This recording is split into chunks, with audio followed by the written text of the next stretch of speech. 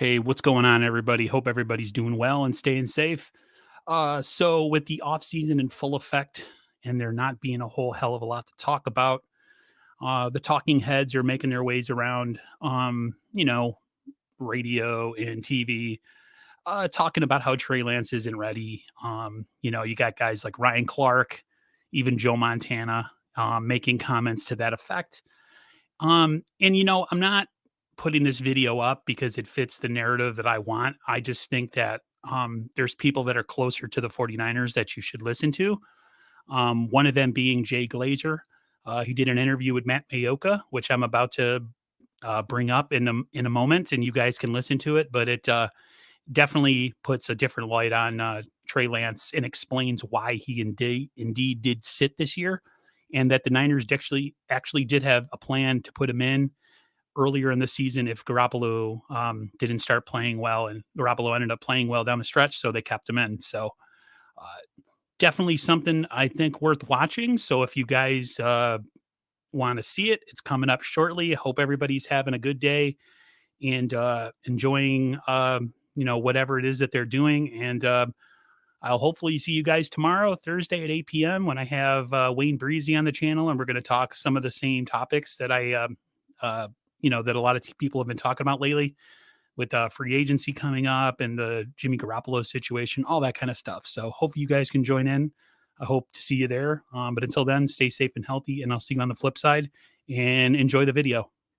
What do you think of Trey Lance? I know we haven't seen him a whole lot, but what are you hearing about him behind the scenes? I've heard great stuff about him behind the scenes. They love him. They're enamored with him. And he does some things in practice to make you go, oh my goodness. But he's young. I think they did the right thing. I think halfway through the season they were almost getting tempted to go with him.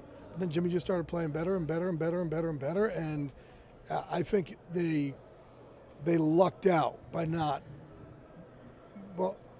him getting hurt, so they couldn't force him in earlier.